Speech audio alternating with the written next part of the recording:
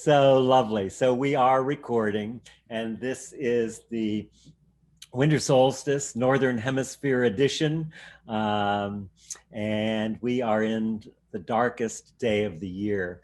And the intention, and we'll talk a little more about the intention later, but the intention here is really to honor the darkness for the gifts that it holds and to open ourselves to the light as we move towards, this is part of the intention, towards more unity and interconnection and less separation. So um, when I think of our ancestors, and I'm going to still take a few minutes before I do an invocation because people are still coming on. When I think of our ancestors, winter solstice is a really mystical time, and it holds very powerful energy, particularly regarding the energizing of the soul. It's a time often been considered a time of regeneration, of renewal, of self-reflection. And that's what we're going to be doing. I have more than I could possibly cover in 10 sessions as usually. So it's kind of organic, but I want to make sure that we have time for you to participate in here and to hear your voice and to see your face. In fact, as I'm beginning to do this, I have another screen here with everyone's face so I can see you. And one of the practices we do in the Way of the Mystic and the advanced programs that we do in the immersion programs, the 6-month programs, is we take time at the beginning of everyone and just practice being with people. You know, it appears that people are out there somewhere. They're in Australia, they're in England, they're in India, they're, you know, in New York and Vancouver. And yet you could say that they actually, while they are out there, they're also in here in my nervous system. And so this work is really at its heart about connecting with our bodies, with our emotions, with our mental and relational lives, but also being able to connect and really not in the head, but to feel into people. So we practice this a lot in our groups, and many of you know that. And I'm very aware of those of you who practice this are holding the space of this. But to really take a time to go through, there's 5 pages of people now, and maybe just stop every once in a while on somebody and see if you can just feel into what it feels like to be with that person, like in your body. How do they show up in you? So I'm seeing you, seeing me, seeing you. I'm holding you in my body, in my emotions, in my mental activity. And most of the time when we start to speak, we tend to leave ourselves. Okay, I'm speaking out here, and then I lose being embodied. And so that's a big part of the work that we do at the Well of Light, is working on embodied. Everything that we do is embodied, which is our instrument. And so maybe thumb through the pages a little bit and just take your time to kind of be with a few people and just switch through. There's like 5 pages of people so far. And you'll notice, oh, people I know, and I feel safe because I'm here. And then I might feel someone else and they look nice, but I don't know them. How does it feel? Do I have a little fear come up, a little anxiety come up? What's happening in my body with my emotions when I connect with other people? So it's always nice if you turn on your video too, and certainly you don't have to. If you're naked and wearing a baseball cap and don't want to be seen, that's fine. But if it's okay with you, we'd love to see you and experience you. You know, they talk about social distancing, and my experience, I'm going to get back over here on the main screen. my experience is that we're not social distancing, that in fact, in the past year for me and for many of the people I've worked with, I've become closer and more connected than I've ever been. There's physical distancing, but social distancing does not have to happen. And we have an amazing tool here that allows us to be connected. So as I was saying, it's a time of regeneration, renewal, self-reflection, and to solstice means the direct interpretation is when the sun stands still. And I love that interpretation of it because the ancients felt that this was a time that the sun stood still, so everyone else participated in stillness. And I think if there's anything we need right now is to participate in more stillness in the world. This, this opportunity to go inward into the light, because the light is really born in darkness. I mean, think of your own birth. You were born out of love. You were in utero for 9 months and you came out into the light. You came from the dark. You came from love and you came from the dark. And those of you who know me, I am absolutely certain that we were born into original goodness, not original sin. And you'll hear me, some of you have heard me talk about that a lot. But this idea that we were born bad, that there was something wrong. Yes, we are born with ancestral wounding and cultural issues that we have to deal with. But if you ever hold a baby, you know that we're not born bad. So one of the things that we're working with in this work all the time is the act of presencing. We develop the capacity to bring ourselves into focus with the other people that are here with us. And that increases our ability to have our inner light shine. And I'll talk more about that. I'm going to talk about darkness in the first part, and we'll do some meditation and some other things. And then I'll talk about light a little more in the second part. So we're developing our capacity to actually connect with our own light and bring more light into the world. So at this time of darkness is one of the best times to actually connect with the light. I wanted to also say that it's a very auspicious time because of the great conjunction is what it's being called. And it's the conjunction between Saturn and Jupiter. And so this is really auspicious. Oh, let me mute here. If you're not muted, please mute yourself. Okay. So yeah, thank you. I appreciate that. I don't have my mic and headset and all my usual gear because of the, let's see. I think there's somebody needs to be muted here still right now. There, you do that. Okay. I'm not sure why, but somehow I'm not getting everyone muted. If you're not muted, would you please just push mute down in the lower left hand? Thanks. We'll definitely have opportunities to share. So conjunction, what does conjunction mean? Conjunction means joining. One of the things that is at the heart of all suffering is this idea that we're separate, we're objects in a world of objects. But this is a conjunction between Saturn and Jupiter. And interestingly enough, Saturn represents the darkness, the restrictor.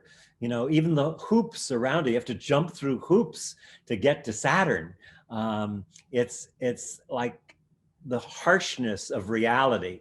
You could, astrologically, you could also call it, from an archetype, the destroyer or the destruction. Think of Shiva or Kali. And of course, in order to have something new, you have to destroy the old. So that's the job of Kali, but that's also the image of Saturn from my understanding. And it's really about letting go of the old. And Jupiter, on the other hand, is expansiveness. Jupiter, actually Jupiter is considered the king of the gods. It's expansive, it's bright, it's light, it's waking up to our own depth and our light. And, you know, it was the Roman king of the gods, or the Norse Odin, or Vedic Indra. And so we have not only our normal winter solstice happening, but we have this conjunction that hasn't happened for 400 years, that this has happened. So what's happening is the two lights are joining together today. And if you look at the sky and you probably won't be able to see the two apart because they're conjunct. So anyway, so we're exploring the darkness and connecting in light with ourselves. And I asked people to bring a candle, and in running around trying to find a place, I left my candle at home. So I'm going to have to invite you, those of you who have a candle, to light your candle for all of us, because I don't have one to light. Besides, I'm in the library and I can't. So let's just take a moment now. How many people have candles available handy? Just, yeah, good. So let's just take a moment before we light the candle, and let's just check in with ourselves. So feel your feet on the floor. Let's take a couple deep breaths together. Feel our weight, feel ourselves arriving. Notice the energy in the body. Feel the tingling, the movement, the flow. Also notice the very important numb places or places of pain. And just tune into your body. And particularly notice in the torso and the chest, how does it feel? Does it feel cramped and tight, or does it feel spacious and alive? Just notice, not trying to change it, just to see where we are at this particular moment. And then just bring in your emotions. First of all, can I feel my emotions? Secondly, if so, what am I feeling right now? Am I feeling sad, joyful, fearful, angry, shameful, compassionate? And see if you can just identify. Many people can only identify the thought of an emotion, but I'm saying look into the body and see if you can identify your emotion.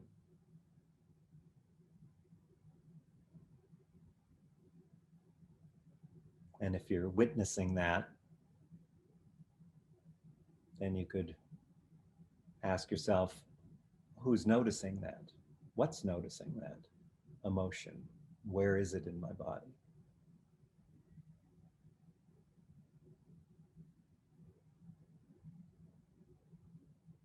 And so just feel into that, and then let that go, and let's notice any mental activity.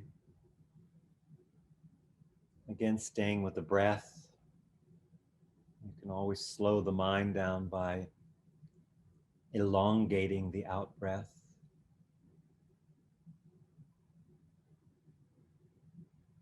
And just allow yourself to be planted in your body.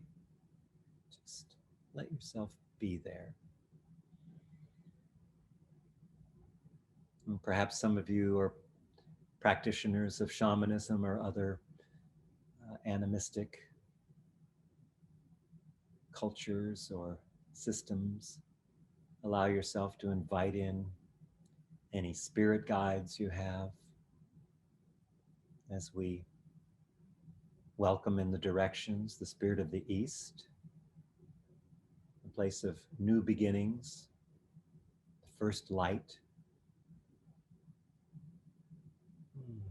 place of space,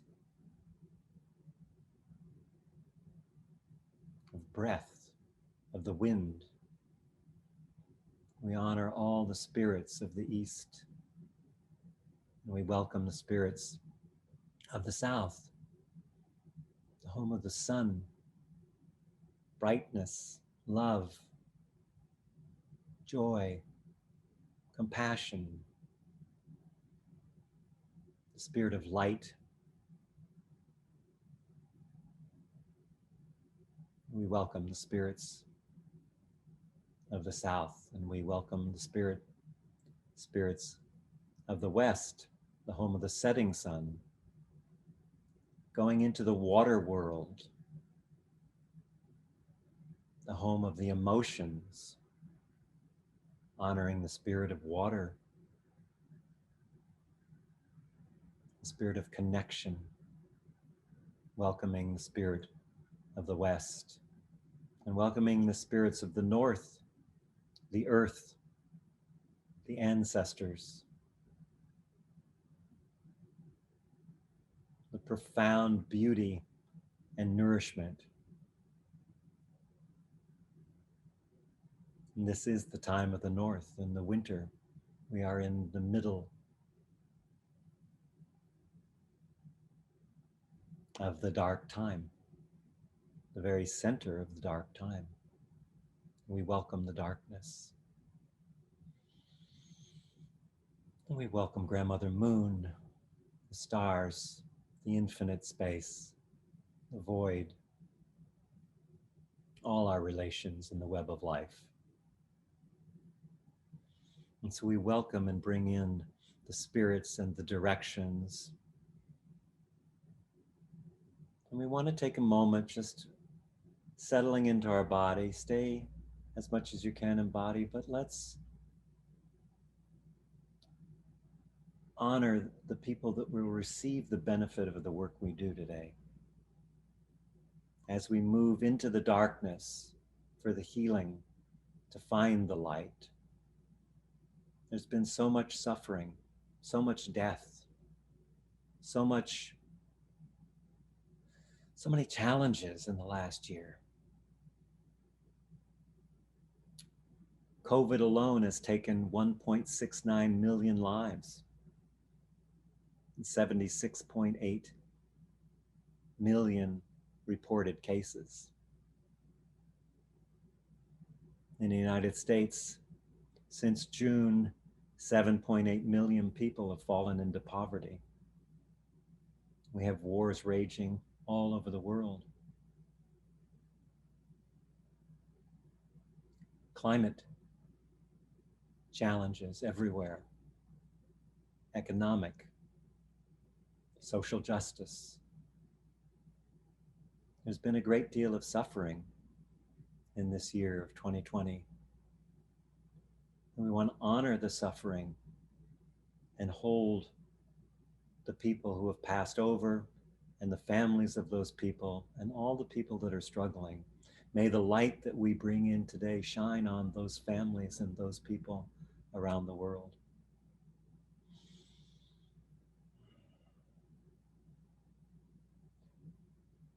That we take this time to slow down and pay attention and presence what's really important at this pivotal time in the evolution of humanity. We open our hearts and we courageously allow ourselves to step into the darkness, to allow ourselves to move into a place of uncertainty, letting go of our strongly held beliefs and opinions, with an opening for what's possible for our individual selves, for our families, for humanity, and for all of life. It's clear that life wants to live. Our ancestors are running in our blood. We have resiliency. They've been through wars, plagues, climate change. That's all. Millions of years of evolution is moving through our veins, beating our heart, moving our breath. So we honor the ancestors and the amazing gifts that we've been bequeathed. And I want to just take a moment for each of us to think about our families, our friends, just bringing them into our heart and our mind and our space.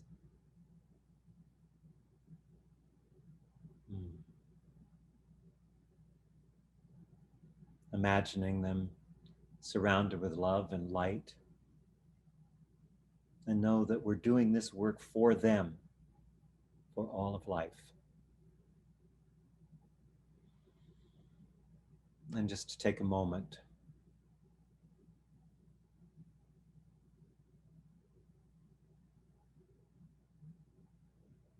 to feel their presence.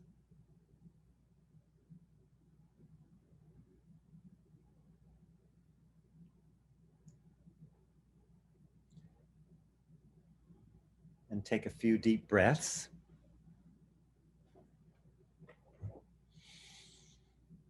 And as you're ready, bring yourself back.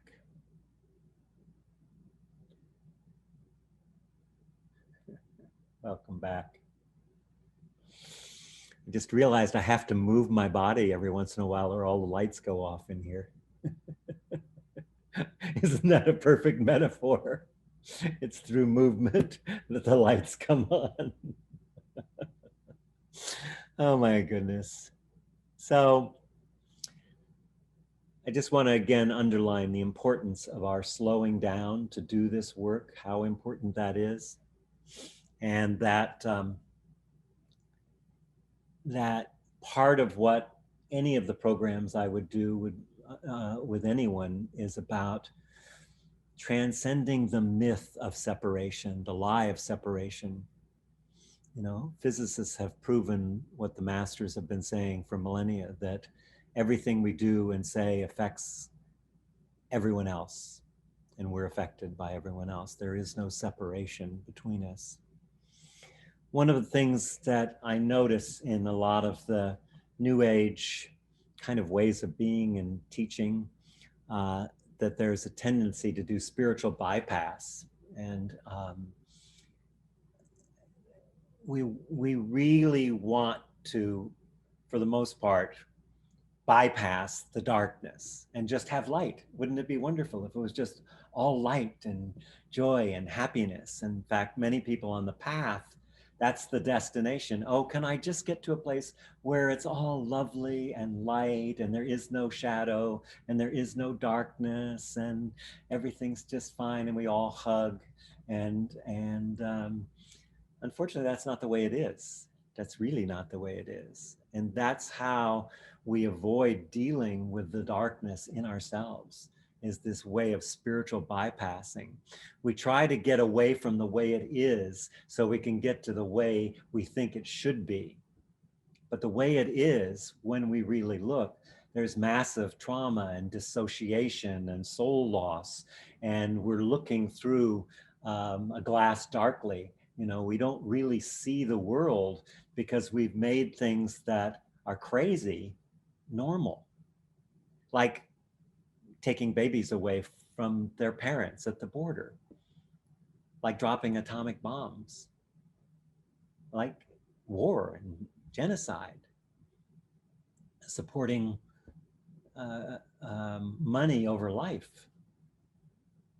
I'm looking over here because this is where I see all your faces. So that's if you're getting schizophrenic, I'm just going back and forth here so I can connect fully with you.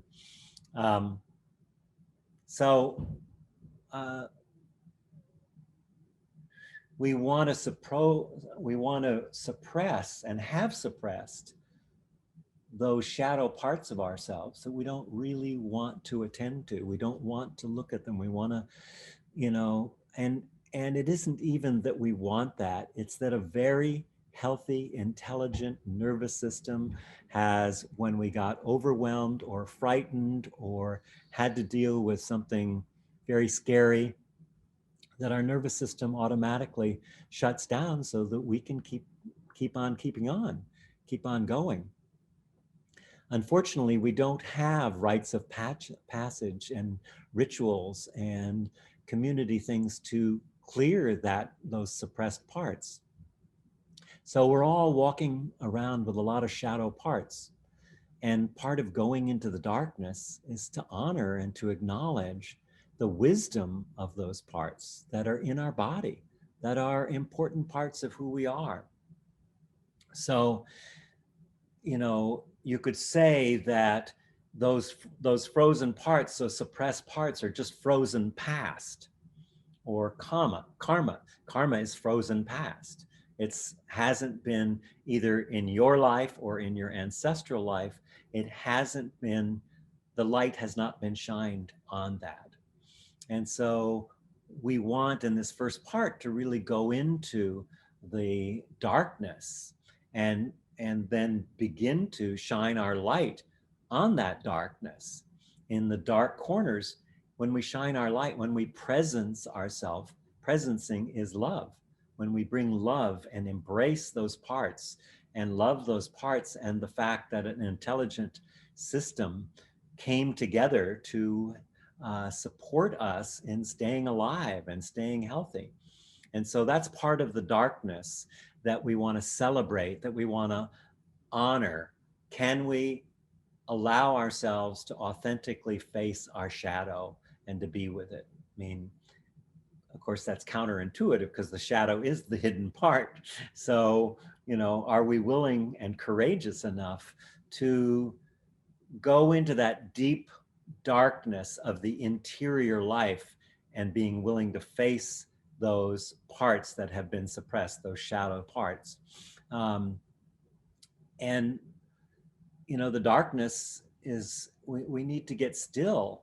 We need to do some kind of meditation or contemplation practice or movement practice, something with an openness to being able to move into the dark and accept what's there. Change doesn't happen by being what we're not. Change only occurs when we're totally willing to be who we are and where we are. And in that, the conditions for change become ripe. You create the conditions for an emergent future in the present. That's a whole longer thing that I won't get into now, but I will open us up for questions as we go through the darkness. One of the things that I love, and I hope some of you do too, is poetry, because poetry is evocative and it taps right into the emotions, and the emotions are the fabric of relationship.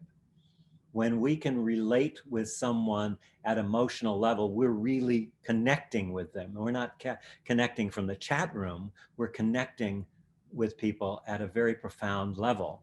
So I particularly like poetry, and I want to bring in some poetry today. And I hope those of you who hate poetry, I hated poetry when I was in school, and I was a brat. I came from a very traumatic background and lots of everything. But I was a real brat, and I think it was in the 7th grade. I had an English teacher who said, "Just write an essay on anything you want."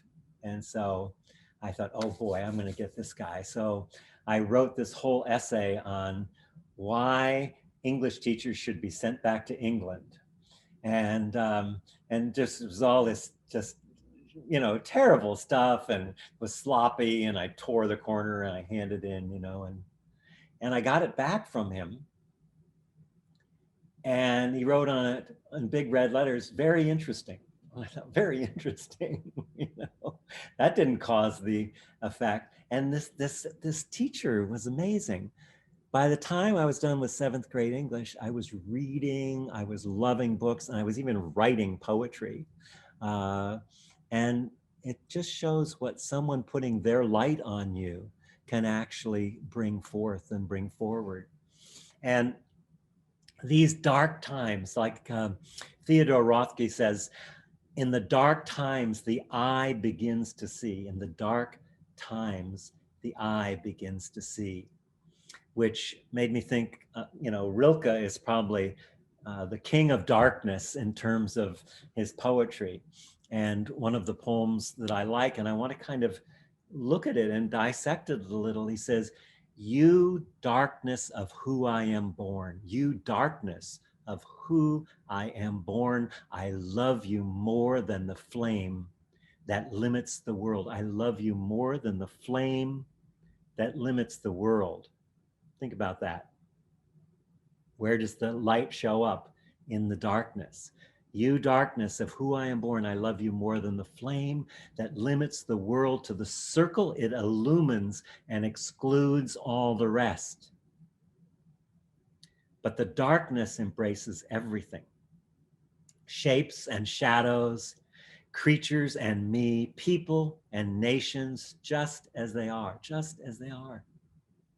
It lets me imagine a great presence stirring beside me. I have faith in the nights. I have faith in the nights. David White's translation of that poem, he says at the end there, and if it's possible, it's a great strength is breaking into my body. He changed those last words a lot. I like that because he makes it embodied, but I love the Joanna Macy version of that poem. So just a couple people, I'd love to hear you share what do you see about the darkness and hearing that poem? What does that call forth in you? What does it evoke or emote? And somebody want to just raise their hand? And Deborah, do you see anyone raising their hand here? I like to have interaction here. Michael. Yeah. It's Lauren. How Hi, are you? Lauren. It's good to see Sweetheart. you. So good to see you. You too. It just evoked the void for me and the infinite possibility, and just a reminder of that. I tend to be one that can shy away from the shadow, as you know. So we all are. We all are very capable of that. Yeah. So it was a wonderful reminder. And in the last new moon call, we did a journey to the void. I don't know if you were there, but that's basically to the darkness. I'm not sure which one I'm going to use today, but I have several different areas. But yeah, it's beautiful. The place where everything comes from. Yeah. Thank you, Lauren. Anything else? Anyone else? David Mitchell has his hand raised. Hi, David. Can you unmute yourself? There you are. This poem reminds me that all of these things that we think we know, they might unite us with our inner circle who happen to agree with us, but they separate us from all the people out there who don't. Brilliant. And all these little circles, and boy, is that a picture of our world today. Yeah. And yet the things that we don't know unite us. They bring us together. Let's say you've lost someone close to you. You don't know why that is. I don't know why that is. I have no ability to tell you. We can sit together in the not knowing, and there it is, presence next to us. Yeah. That's beautiful, David. So much in what you say. Presencing and othering are the two things that jump out at me. The willingness to be present to things as they are, and how much we do separate, as you say, we other, there's my people and then there's those people. There's I do this and I don't do that. There's all the ways. And I think that's a really as we're looking at this and taking it out into the world, that's a really important aspect of looking to see how many ways we separate rather than connect, and how much more opportunity there is to connect if we would just pay attention and be present with people. There's so much that connects us, way more. We focus on what's wrong and what disconnects us and how we're different. But what if we shifted that as we move in the willingness to deal with the fear and the uncertainty of that? Thank you, David. That's beautiful, beautiful. One other person maybe want to say, hear your voice here? No? Okay. All right. So yeah, that whole again, going back to Lawrence talking about the void, the darkness of who I am born, that to honor and love that and recognize that our light in some ways obfuscates as much as it puts a light on, because it only illumines that circle. And you could think of that, of the light that we allow in our being. Our actual soul light is an energy, photons that are real things, that are energy, that as we carry these frozen parts of ourselves, these dissociated parts, the parts that we didn't integrate into wholeness, those parts limit us from the greater light of being in the world. And so I just love this poem, and then imagining a great presence. And again, presence is for me love. A great presence stirring. And I have faith in the night. So how about one more poem? Because they just say so much, I think. You up for it? One more Rilke poem. Like I said, Rilke is the king of darkness. So he says, quiet friend who has come so far, quiet friend who has come so far, feel how your breathing makes more space around you. Feel how your breathing makes more space around you. And I'll add to that, and inside you. Let this darkness be a bell tower, and you the bell. As you ring, what batters you becomes your strength. As you ring, what batters you becomes your strength. Move back and forth into the change. What is it like, such intensity of pain? If the drink is bitter, turn yourself to wine. In this uncontainable night, be the mystery at the crossroads of your senses. Be the mystery at the crossroad of your senses, the meaning discovered there. And if the world has ceased to hear you, say to the silent earth, flow, I flow. To the rushing water, speak, I am. Speak, I am. So I love that. Being the bell. As you ring, what batters you becomes your strength. Anyone want to comment on that at all? Yeah, Ayana? Please.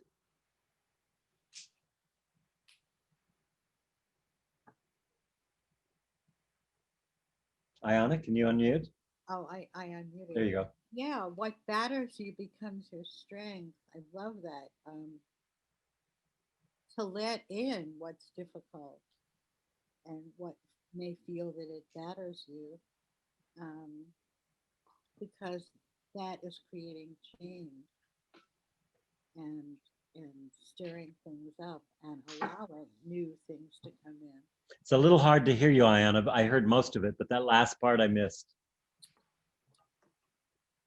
It's allowing something new to come in. Yeah.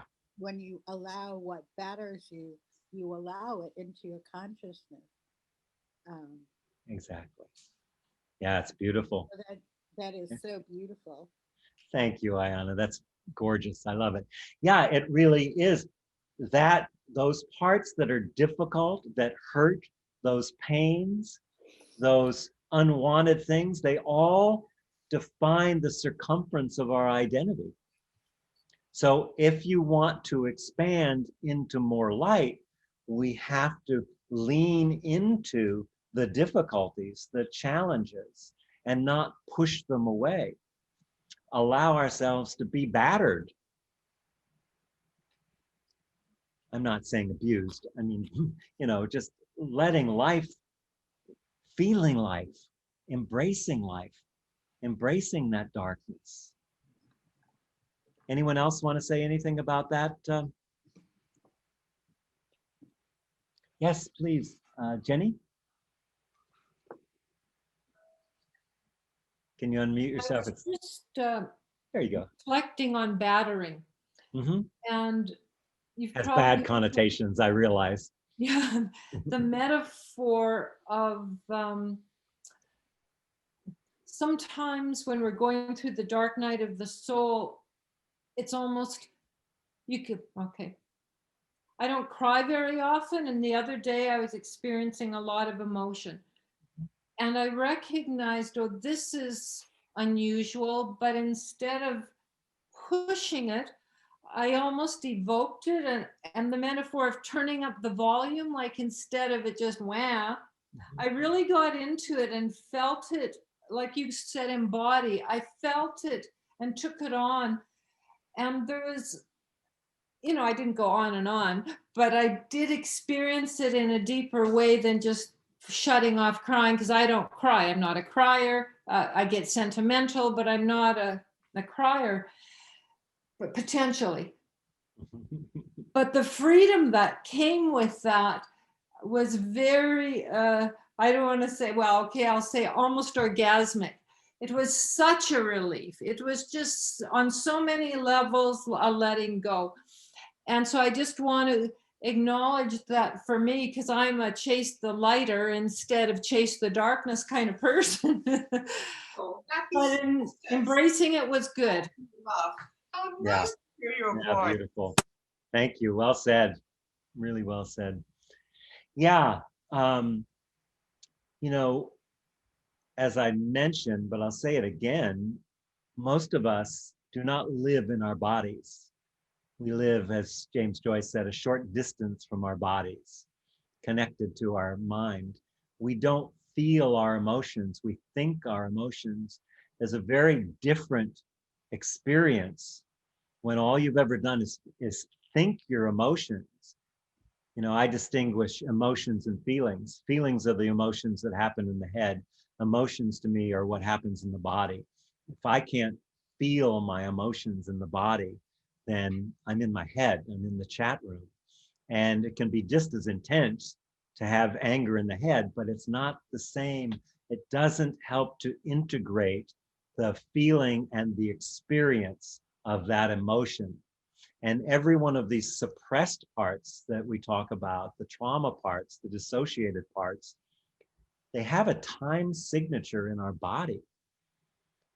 If you have something that happens at 3, a terrible, I had a huge incident at 3 and lost my mother, and there was huge amount of stuff.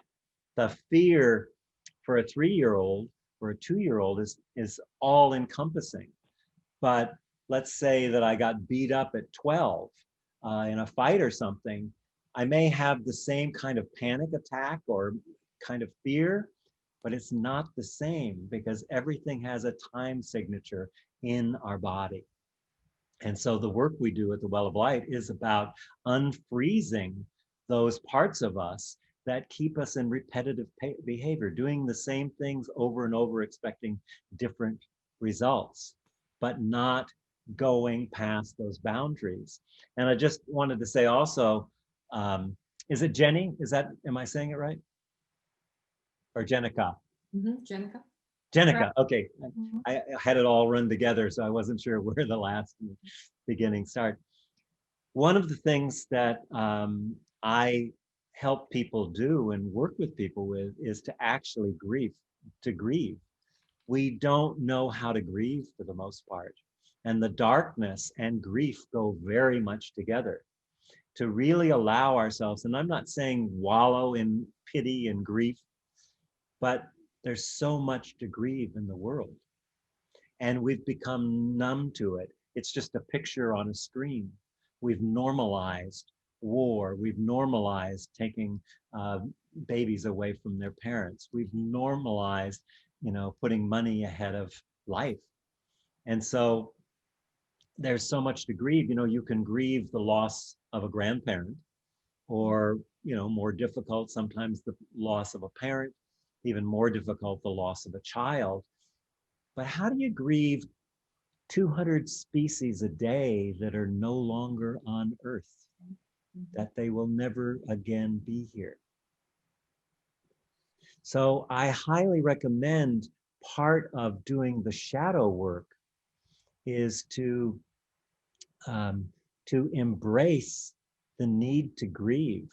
And I have, if anyone wants to write for it, I'm happy to share it with you. I have a grief ceremony that a friend of mine did for me. You can just write to Support at Well of Light, and Taylor will get you a copy of that if anyone wants to practice that. I suggest doing it for 21 days.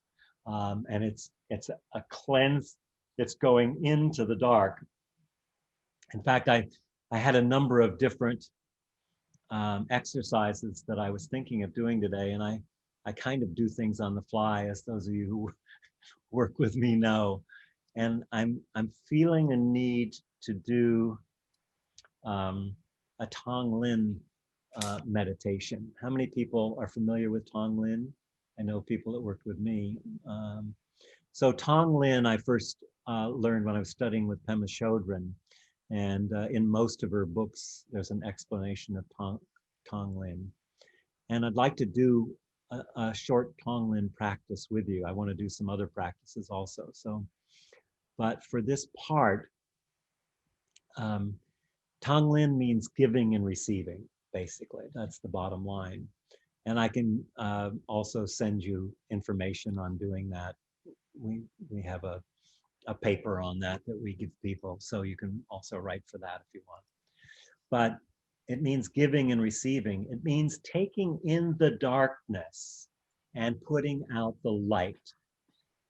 So this is generally thought of as a more advanced meditation practice, but I have found that pretty much anybody can do it.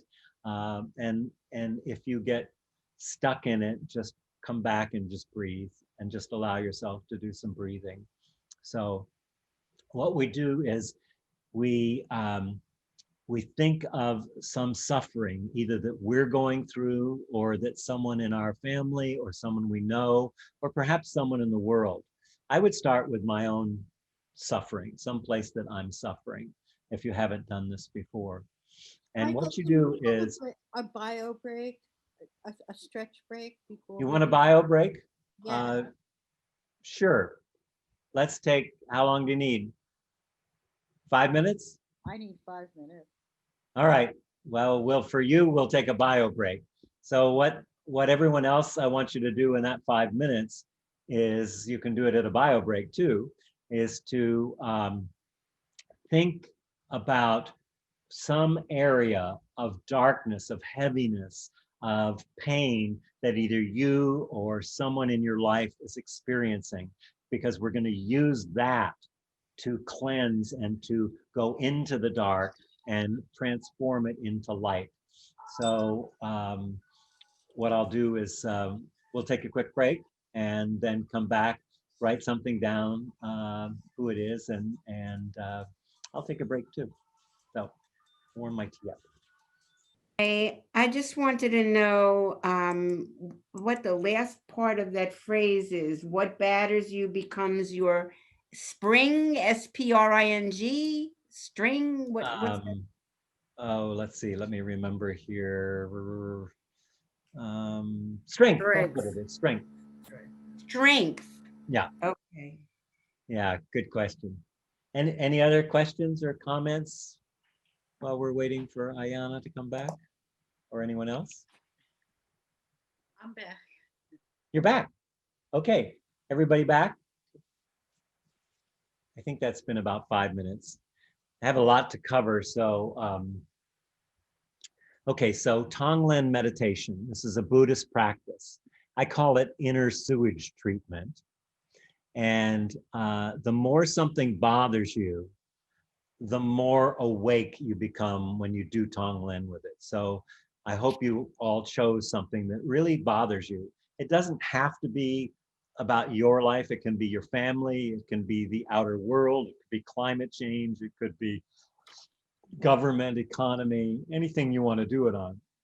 But the point is to tap into the real suffering that's there.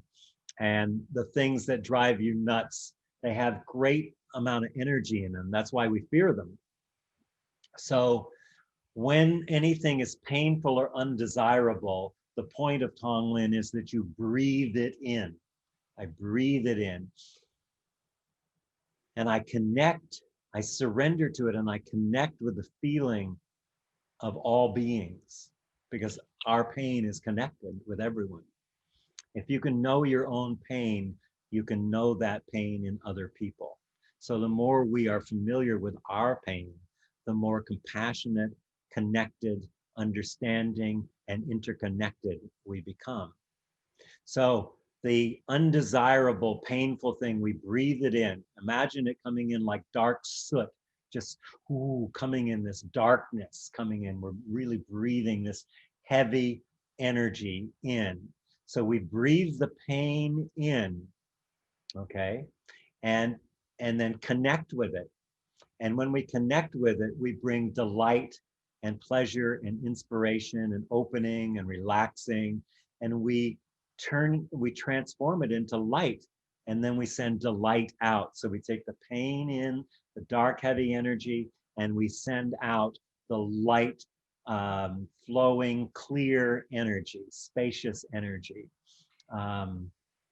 And the more we do that, the more we awaken our natural kinship with all life, all beings, everything. So, our hearts, all of us, our hearts are shielded in different areas. And that armor is there. So this is a way of dissolving that armor that's woven out of our old habits of pushing away pain and grasping for pleasure, pushing away pain, grasping for pleasure. I want the light, don't give me the dark.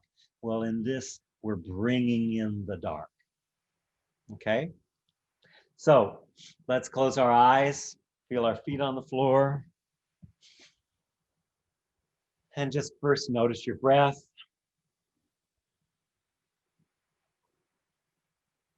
And just following the in-breath in. Notice the way it enters, the volume, the speed, slowing down on the out-breath, longer than in the in-breath. Releasing, pausing, and taking that feeling or emotion that you want to work with. And you want to work with the texture. So you're breathing in the hot, heavy, dark, soot-like energy. On the in-breath and on the out-breath, you're pushing out the white, clear, cool energy. So you're bringing it in on the in-breath, pausing, and imagining the light, cool, clear energy. So you bring this dark, sooty energy right into the core of your heart.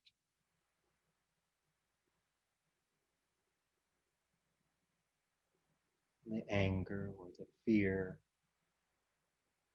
resentment.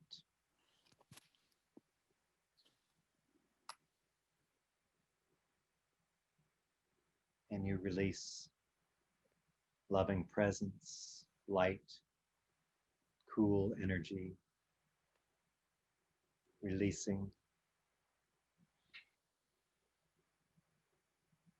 And I'm just going to be still as we do this, breathing in the dark, heavy, sooty energy. through every cell of your body into the center of the heart, and then releasing it on the out breath through all the cells. Just imagine the world around you getting lighter as you breathe in the darkness. You give it some love. You give it awareness. You give it presence. And you breathe out the light that you produce by taking it in. All we're doing is breathing in and breathing out.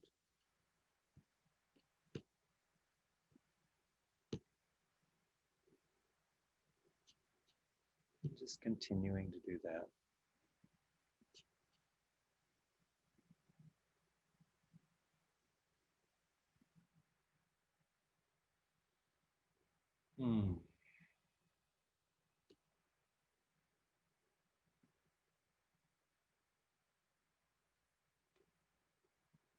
Breathing in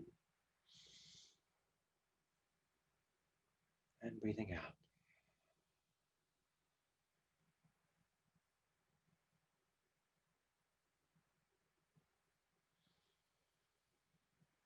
All the way down through all the cells.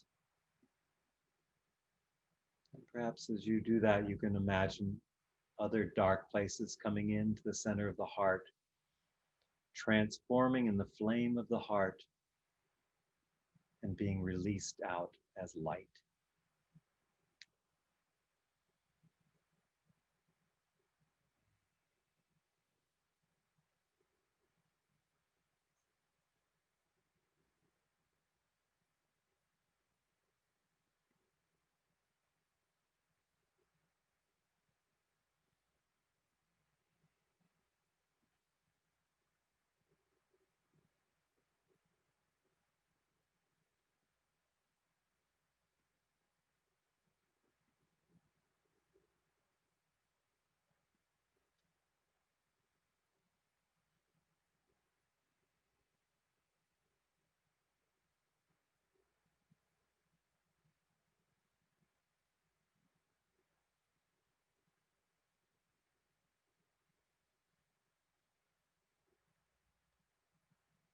Feeling the stillness at the end of the out breath after you allow yourself to release the light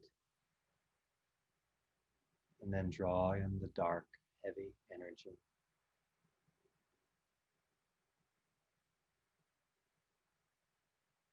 Imagine the heart as a cauldron. As you breathe in, the flame flickers, gets brighter, illuminates the suffering. And as you breathe out, it cools and then turns into pure light, clear, clean light.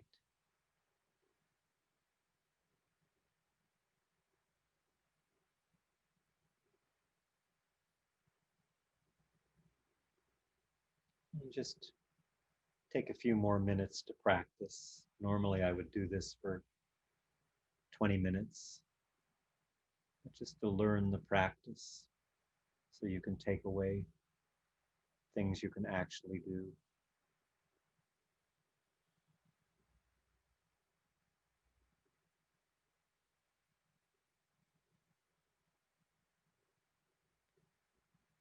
And just notice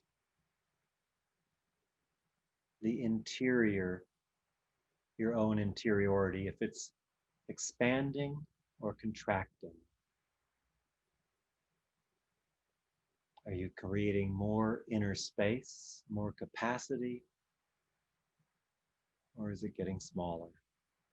Just noticing the inner body.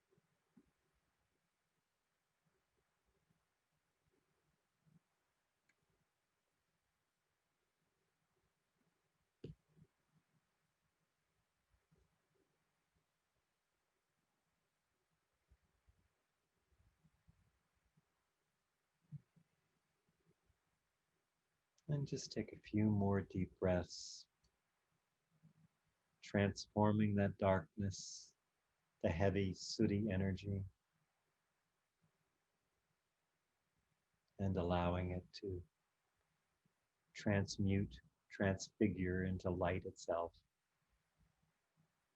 that just radiates out from you.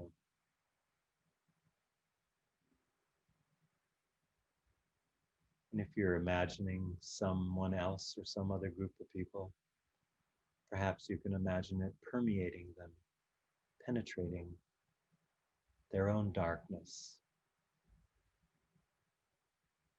This is one of the ways that we co-regulate and support each other in our becoming whole, healing process.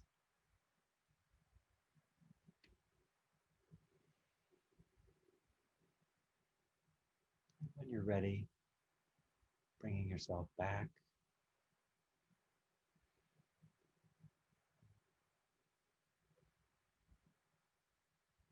If you want to make a note of anything, please do that. And Pamela, you have your hand up. Would you like to say something? No, it was still up from before.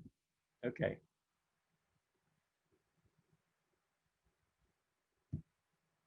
Anyone else want to share anything about their experience or have any question? Please raise your hand or unmute yourself.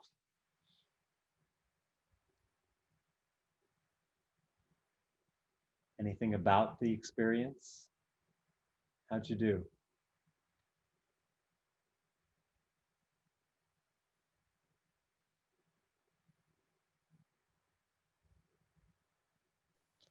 Let's have a couple people just say something about their experience. Doesn't have to be long, just.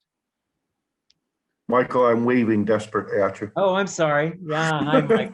I know there's 5 pages, 6 pages. I know, people, I know. So. I just find that a slightly scary exercise. It always worries me that I'm taking darkness into my heart, and that, I guess, thought is with me as I'm trying to follow the meditation. So I mean, I get the transformation into light, but I still get the feeling of this is risky. Yeah, isn't that great? It's risky. Bring in the risk and transform it. No, it's really what you're saying is good. A lot of people have that, Mike. It's great what you're saying. There's this fear that I can't handle it, that I'm not big enough. But you're the universe. You can take it all in. And that's one of the limiting thoughts that you can use to bring in to the Tonglen and transform that thought, that I can't handle this. You wouldn't be here at this time, in this place, on this call, in the world at this time, if you couldn't handle it. But you have that belief that you can't handle it.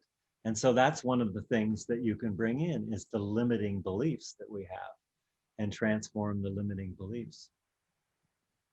So yeah, it's great, really great. Yeah, Sharon, please.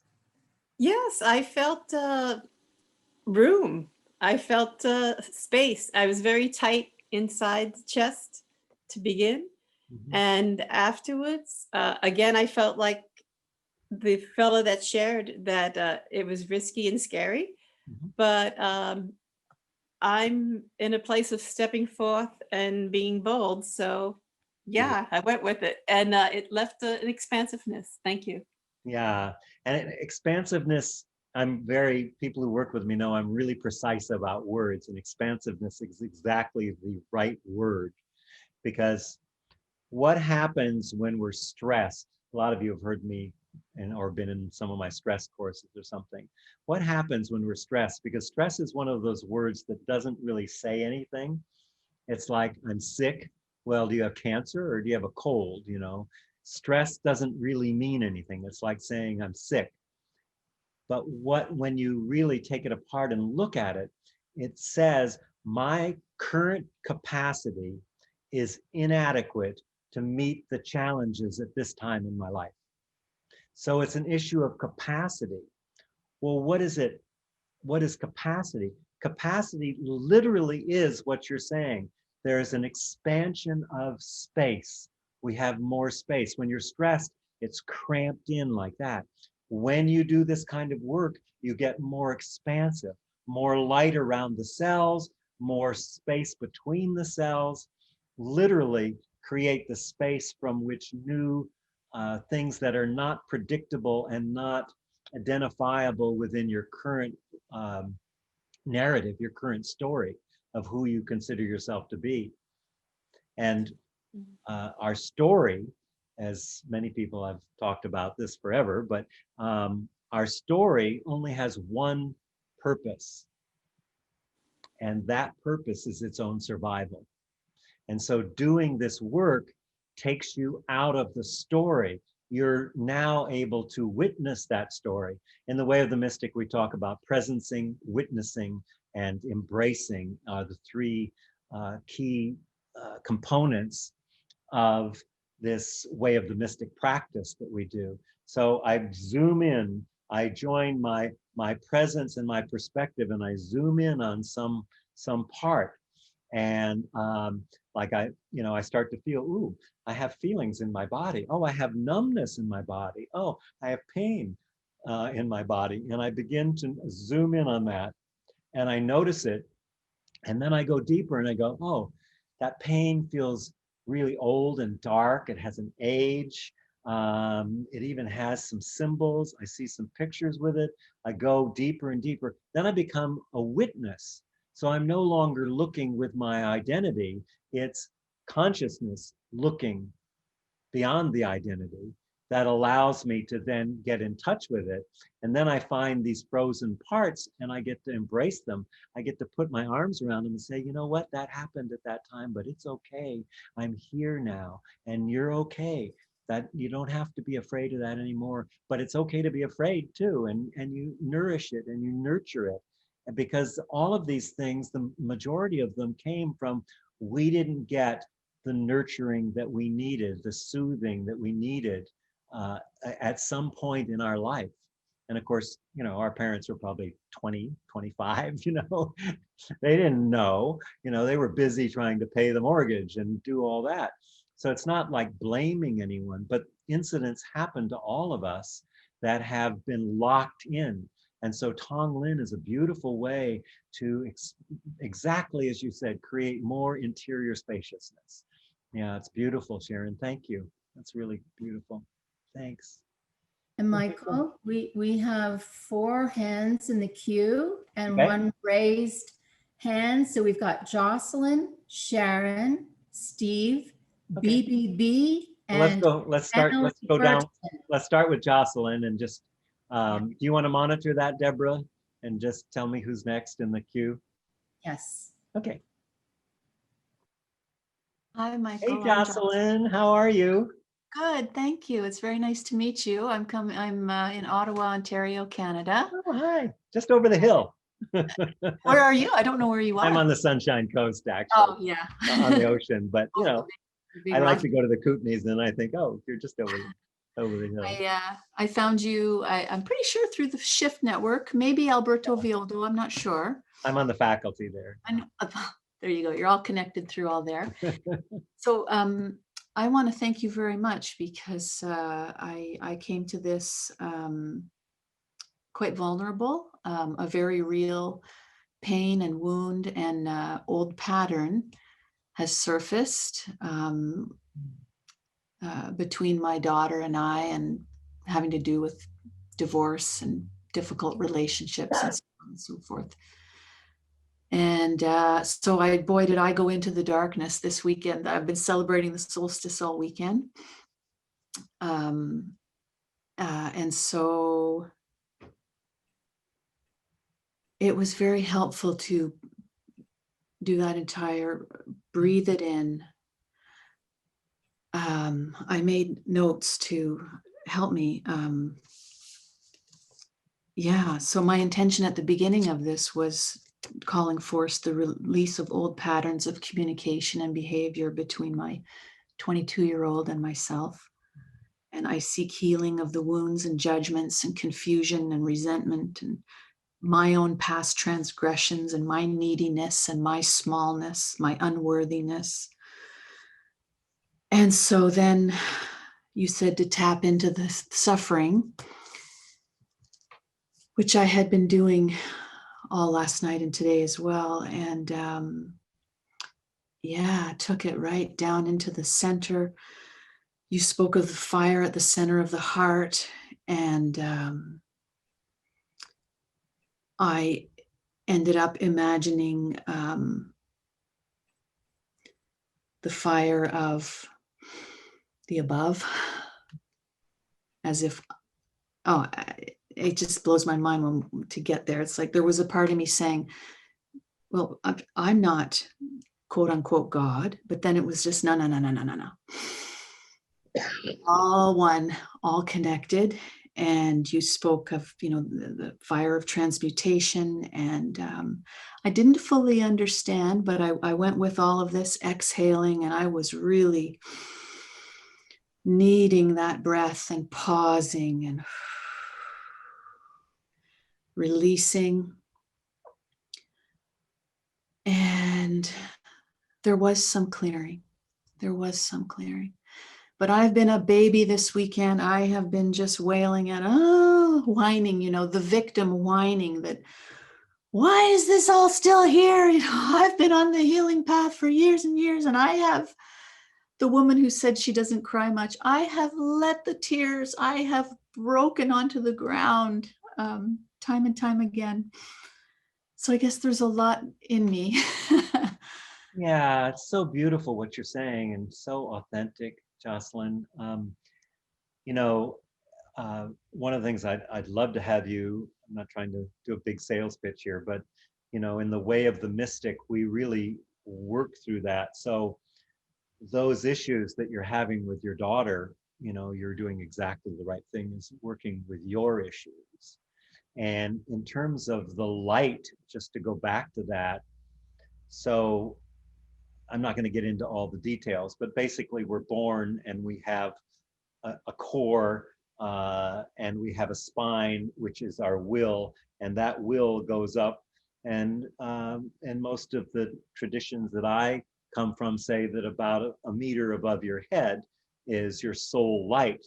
And one of the things we do in the advanced course a lot is to practice going up and feeling that column of light. That's a more advanced kind of work, but it's really powerful to allow that light. And the way we allow it is by loving the darkness and loving the shadow and loving the wanting it to be different. And that, if we can't love the pain, can we love not loving the pain? At least get somewhere where we can bring that deep, precise presencing of love that allows us to integrate and no longer hold those frozen parts of our past in our body, because it's all happening right now. Future and the past is happening in our body right now. And there's so much more I could say about that, but that's another course. So, but look at the way of the mystic, and maybe you'll want to take that or be involved in the advanced course at some point. Yeah, Jocelyn, thank you. I love your authenticity and your presence. Very beautiful. Thanks. Who's next, Deborah? Perhaps we could go to Annalie Bertolin, because she's had her virtual hand raised for quite a while, and then we'll go to Sharon Parsons. Oh, good. Okay. Hi, Annalie. Where are you? Hi there. Hi, I'm here. Hey. Hey. Hi. I'm the one in Barcelona in Spain. Oh, yes. The great. Swedish lady. Wonderful. Buenas tardes. Sorry? Buenas tardes. Oh, it's Buenas evening there, tardes. isn't it? Buenas Noches. tardes. Yeah, that's right. It's 9 hours away. That's right. Yeah, it's like 10, almost 10:30 here. Yeah, so. yeah. I It's love like- Barcelona. I lived in Formentera for a year. Oh, really? Yeah. Anyway, yeah, tell us what's happening. It's really good to meet you. Oh, nice to meet you too. Well, here we were sort of in lockdown, but not really.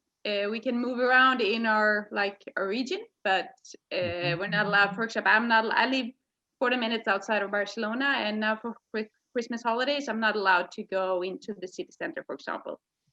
Only if I'm visiting a family member, and we're just allowed like to meet two bubbles, sort of. And here comes my cat as well. But well, it's quite nice. It's I live a little, as I said, I live a little bit outside, and I'm trying to focus on the positive thing that's happening around here. And what I see in the area where I live, we have a lot of nature. And what I see is there's so many families outside, taking their kids out, doing exercise outside. And usually they don't do that. And I do a lot of hiking, so I go out almost every weekend, and usually I don't see a lot of people.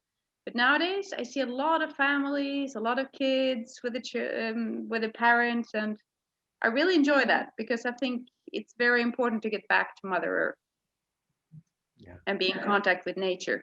And I think a lot of people have forgotten about that. So I'm very happy that that's one of the positive things about the virus. That's what I know about. Ooh, sorry, getting an echo there. Yeah. Yeah. Well, I really like this exercise because I'm quite sensitive to energies, especially now during the pandemic. So in the beginning, to get really, I was actually suffering in the beginning because I could feel everybody was scared, and I could feel this energy, and I didn't know how to block it out. I can't really block it out because it's so intense. But I really like this exercise because now I know this is sort of like a technique that I can use when I feel and get in this moment where it's too much energy for me and I really stressed out. I can just take this energy and just turn it into a light.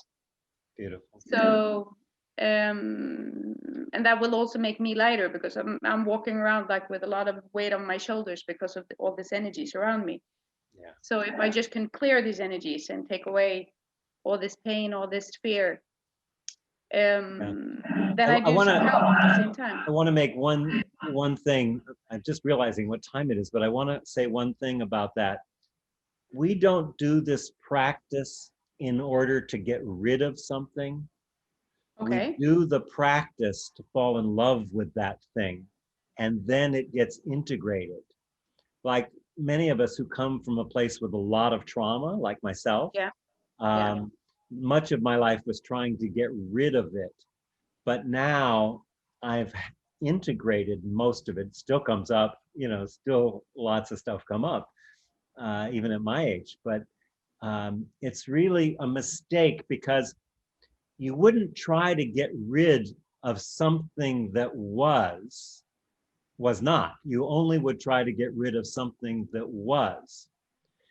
Well, think about it. If we're always only in the moment, what does trying to change and get rid of something say?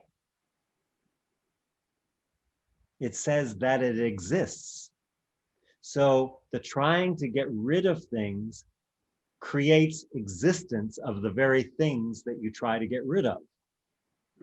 So the work that we do in many different forms is embracing, loving, allowing, and integrating that as part of our wholeness, not as a flaw or something is wrong or broken. I don't teach from a place that anyone is broken or needs to be fixed. It's only from what is it that I haven't been courageous enough to love in my life yet, that I haven't been able to accept, and can I love that into my life? So that's a little bit of a different perspective. Does that make sense what I'm saying? Yep. Yeah. Definitely. Yeah, lovely. Thank you. It's really nice to meet you. Nice to meet We you have a too. bunch of people in Barcelona actually. Oh, really? So it's wonderful. Yeah. So I'm noticing the time, and the library will throw me out of here because it's only supposed to be an hour in a room, and I talked them into 2 hours. And I'm going to give them a big donation when I leave here because I'm so grateful to them and to all of you. But I do want to read another poem which is by my dear friend who died way too early, John O'Donohue, who is, Mike, you always want to know where the word interiority came from. It came from John, by the way. I just thought of that. Anyway, I want to read this poem to you and just share it as a way of leaving, and then we'll close the circle. It's a little bit long, but just allow it to wash over you and just. Sorry to interrupt, Michael. Yes. There are 4 people in the queue who do have their hands raised, Yeah. who haven't spoken. So I'll leave I know that up to you. I have to keep my agreement here as much as possible. So would you please write me your questions and just send them to support at Well of Light, and or your comments. And also you could write them in the chat. And if you want to save the chat, you can just go to it and push save the chat, and we can communicate that way. I'm really sorry. I would have liked to have had much longer with you, but there'll be much more happening. And, you know, we've got courses starting again in January. There's always free things that I do. So just stay tuned. So let's just kind of get ourselves in a receptive space here and allow John O'Donohue to penetrate us. Light.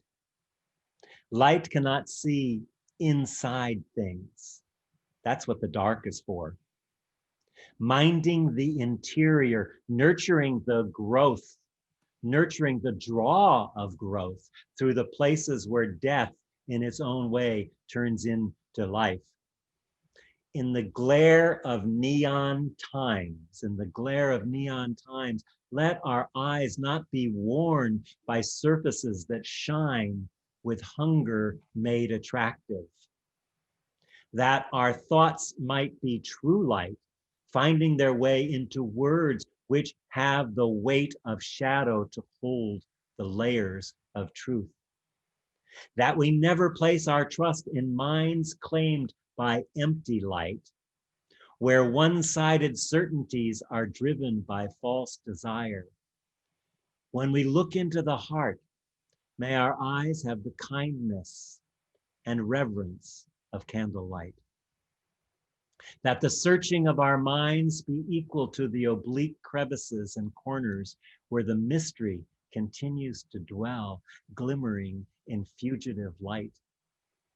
When we are confined inside the dark house of suffering, that moonlight might find a window.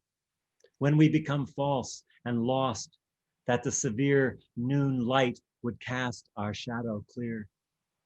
When we love, that dawn light would lighten our feet upon the waters. As we grow old, that twilight would illuminate treasure in the fields of memory.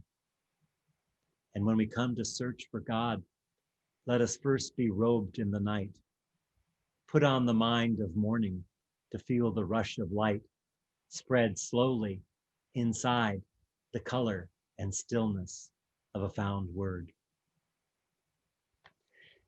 So it's just been absolutely a delight to be with you. I'm sorry it's so short, but please stay tuned and get the Well of Light newsletter, and there's a lot of YouTube things that we do. And if I'd love to hear from you. So write me and let me know how we can support you, and if there's anything you need. I'm happy to send you things on grief or the Tonglen Lojong teachings. So I want to just thank all the spirits of the 7 directions, all the ancestors, all of you and all of your families and all our relations, the hidden folk, and yeah, the winged ones, the finned ones, the creepers, the crawlers, the 2-leggeds, the 4-leggeds, and all our relations. Thank you so much. Much love to you. I hope we will meet again very soon. Many blessings and much love. Mwah. Thank you, Michael. Thank you.